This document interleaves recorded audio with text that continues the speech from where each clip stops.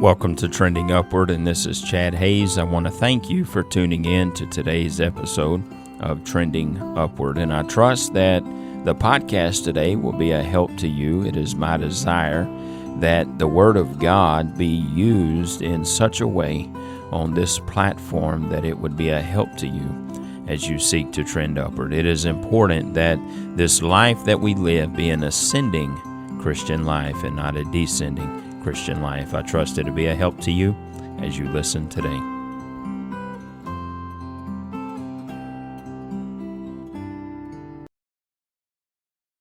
On today's episode of Trending Upward, we're going to be looking at differing positions. We read in Romans 12 and verse 18, "If it be possible, as much as lieth in you, live peaceably with all men." Now, it's important to note, we see that phrase, "as much as lieth in you." That means you cannot always live peaceably. There are some people that they just don't understand the definition of peace. They don't know how to be peaceable people. If two people are not striving towards peace, you're not going to be able to dwell peaceably with them.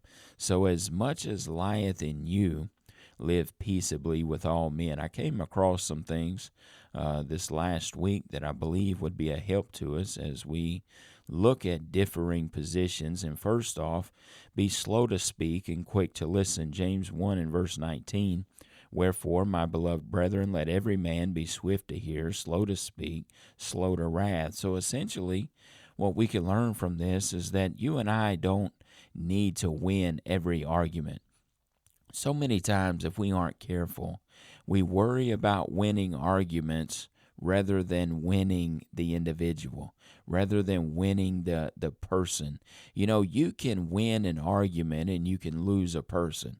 We've got to be careful about that. So many times we just want to convince someone of whatever our position is, whatever we believe the truth to be. And even though it's true, and even though we may be right, we've got to be careful that we don't win an argument, but we lose the person. Think about this. Ask yourself questions before you react. Let others finish their thoughts without interrupting. Notice this. Don't let disagreements turn into division. Proverbs 13 and verse 10, "Only by pride cometh contention, but with the well-advised is wisdom." You know, pride fuels conflict. Wisdom helps us respond in love even while disagreeing. So I invite you, stay calm in disagreement. Avoid perhaps sarcasm or defensiveness. So many times we have offended people who have differing positions because we insulted them intellectually.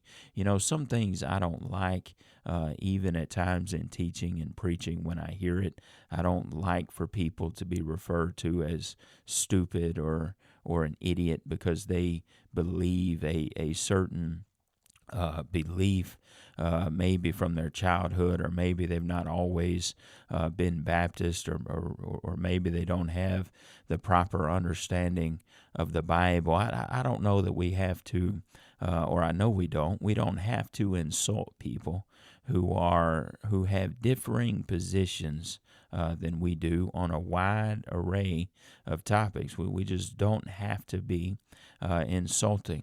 Also, answer with grace and respect. Colossians 4 and verse 6, "Let your speech be always with grace, seasoned with salt, that you may know how ye ought to answer every man." So I invite you today, speak kindly. Even if you disagree with somebody, treat them kindly. Speak kindly to them.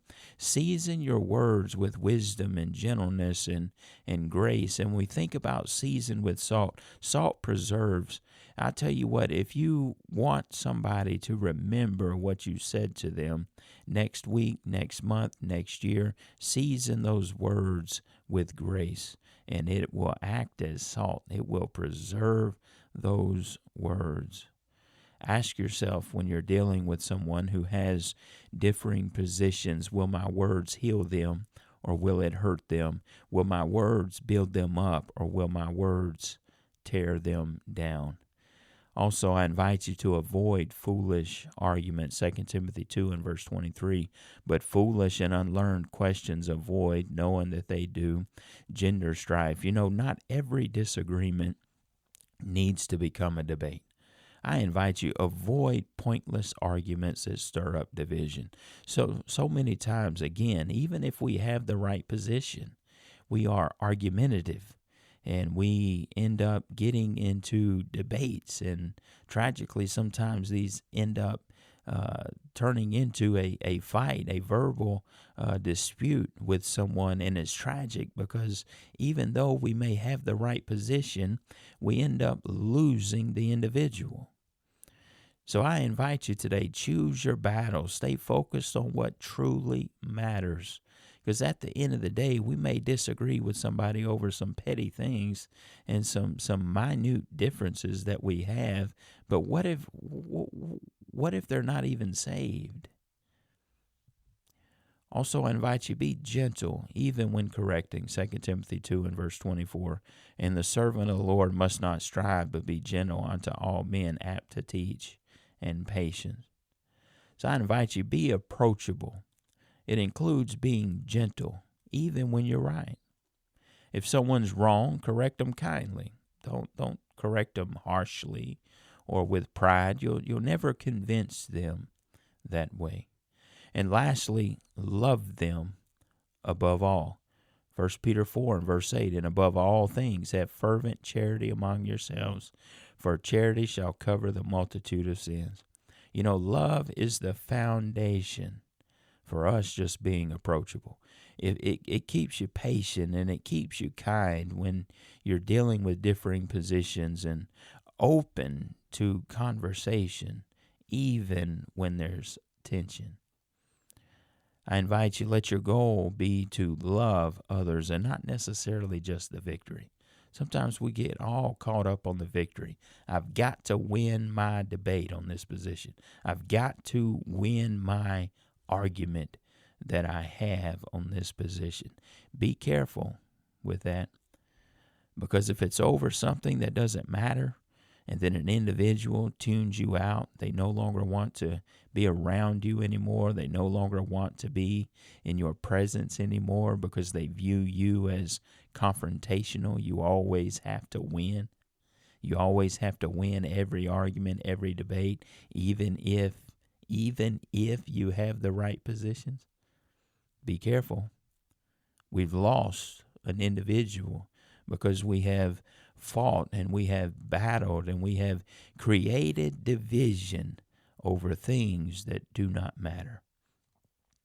I invite you to be approachable. Even when others disagree, it's not weakness. It's a Christ-like strength. When you think about Jesus and his testimony throughout the scriptures, he welcomed tax collectors and he welcomed Pharisees and he welcomed sinners and he welcomed those who were seeking, even though they all had different views and they were coming from different places. But Christ did not change. He remained truthful. And he remained humble, and he remained loving. I'd like to thank you for listening today to Trending Upward. If it's been a help to you, I invite you to share this podcast with someone and help get the word out on how they too can trend upward in their walk with